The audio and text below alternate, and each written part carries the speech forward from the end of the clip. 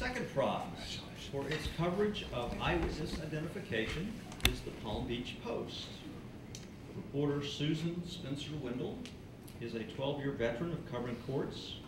Her award-winning entry this year, one of at least 4, I think, times she's been here, is an investigation into police practices of eyewitness identification and whether police in Florida were using the Justice Department recommendations of a decade ago to ensure that those eyewitness identifications are sound. According to the Post, in 2010, the Florida Supreme Court created an Innocence Commission to investigate causes of wrongful convictions. Its first order of business was to evaluate eyewitness identification because it causes more than 75% of wrongful convictions. Susan saw an opportunity to investigate it statewide, and here's what she did. She surveyed 32 police agencies locally on written policy and procedures on eyewitness identification. Of 28 agencies that responded, only 3 had separate written policies. The Innocence Commission praised Susan's work, urged that distinct policies for eyewitness identification be encouraged for all police agencies in the state. Weeks later, the Florida Sheriff's Association and other police groups adopted those standards. Accepting the second prize for the Palm Beach Post is Susan Spencer-Wendell.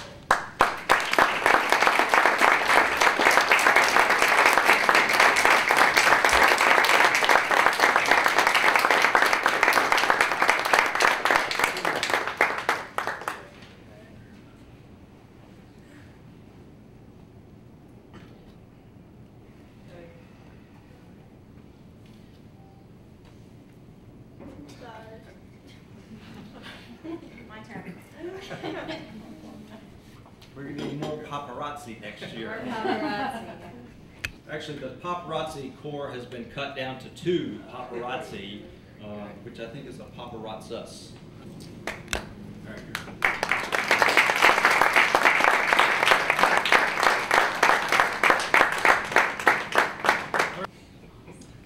Finally, I would like to introduce Justice Barbara Pariente, who is going to make a special award.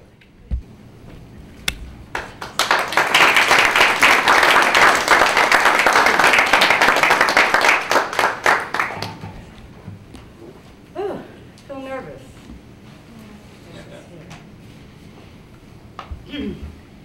When I heard that Susan Spencer-Wendell was going to be in Tallahassee, I knew that I wanted to make sure I got to see you. When I heard you were getting this special award, even before I knew what it was, I wanted to present it to you. And so before presenting this surprise award to you, I want to tell the audience my own personal perspective on you, Susan, a great reporter and a great human being. You and I, do not start crying because I'm going to start crying, okay? No crying. You and I first met in the early 1990s when we both went on a tour of Florida prisons organized by Palm Beach County Circuit Judge Marvin Mounts. I was a newly appointed appellate judge, and you were a reporter with the Palm Beach Post. The one image that I have ingrained from the tour was visiting Florida State Prison, where we walked together down death row. We saw Danny Lee Rawlings. We saw the electric chair, old Sparky. I think some of our group actually sat in it. I don't think we actually did that. We met again 12 years ago in 2000 at the Reporters Workshop here in Tallahassee. Our ultimate bonding experience occurred when we were both at the airport flying back home to West Palm Beach.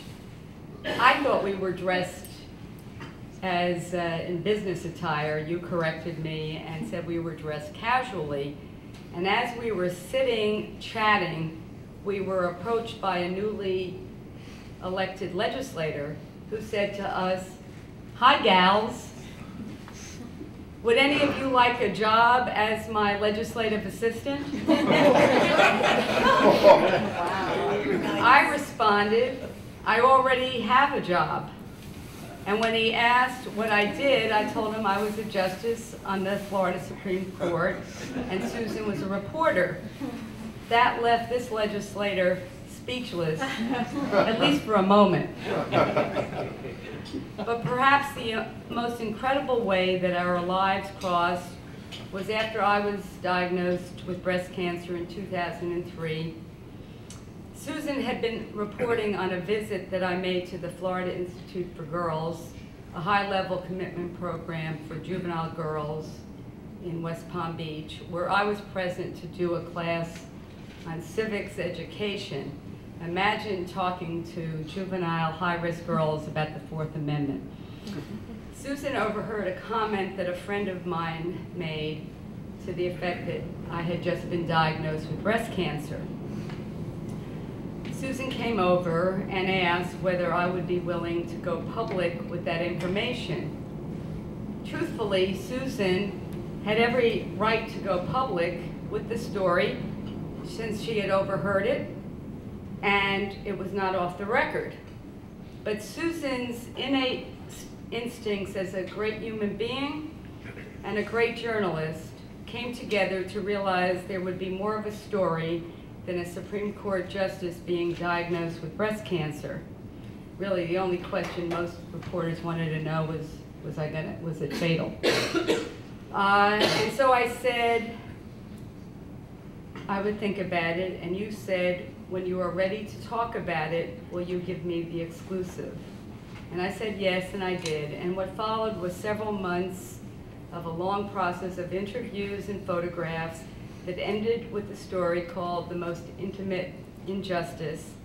I let Susan into my life and into my inner thoughts because I trusted her, and I trusted her to tell my story in a way that would provide inspiration to others diagnosed with breast cancer. That story came out in January of 2004 and included photos of my appearing on the bench, bald. The cover photo, to my consternation, was the most intimate one of me. And to this day, I don't know how I let Susan into the chemotherapy room, except that I trusted her.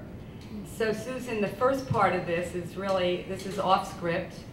It's something I wanted to present to you. It's a signed copy of the article that you wrote for me, and it has the following two inscriptions. First it says, Susan, my thanks for telling my story with respect and dignity. And the second is, with courage and candor, you wrote about it, and now you are living it. An enormous injustice to a remarkable human being who I have always greatly admired. You are an inspiration to me and to all of us. With love from me to you.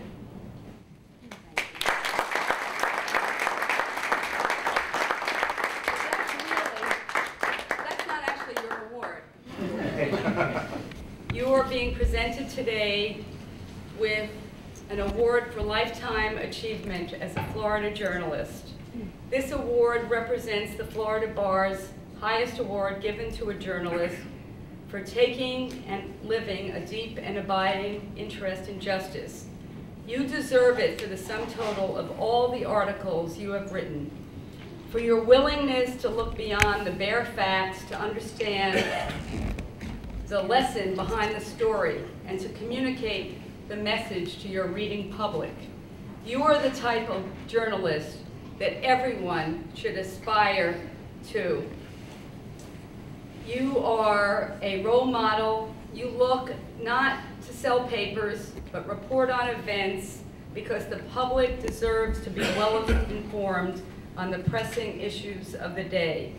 As her best friend, who's here videoing this, Nancy Canale, observed, Susan has dedicated her life to shining a light on issues society needs to understand.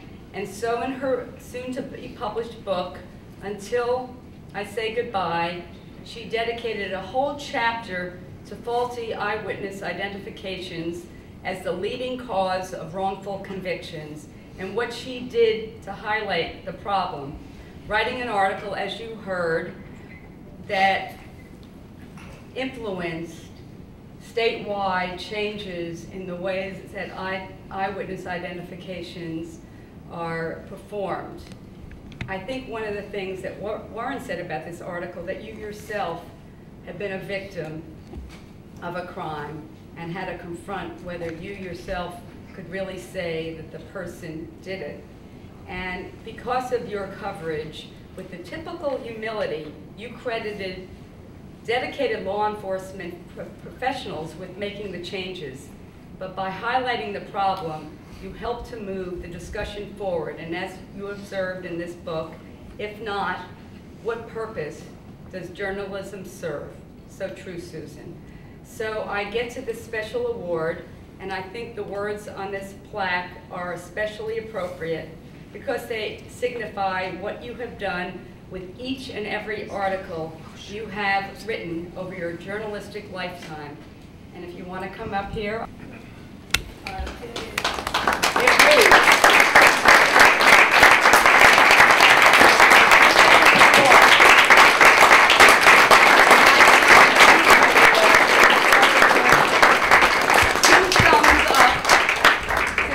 Spencer-Wendell, an enterprising reporter who, in her own words, considered it, quote, a privilege to go to work each day and grow democracy. Presented with gratitude by the Media and Communications Law Committee of the Florida Bar today, September 24th, 2012. Who else could deserve this more?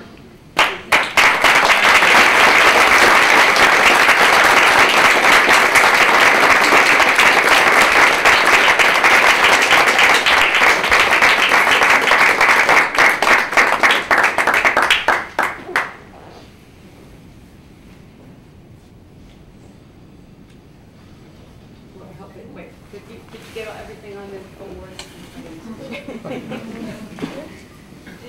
Never. Thank you so much.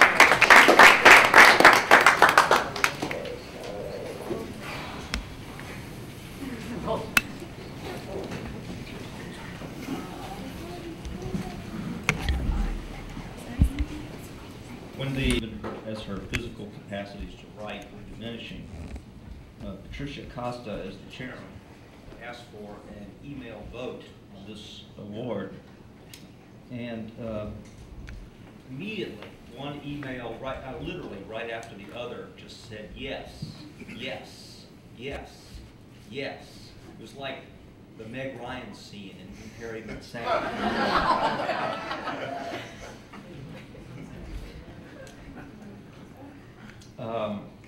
I know Justice Labarga, who has also known me for a long time, is probably keeping his seat only because of my threat of restraining order if he tried to take the microphone. Susan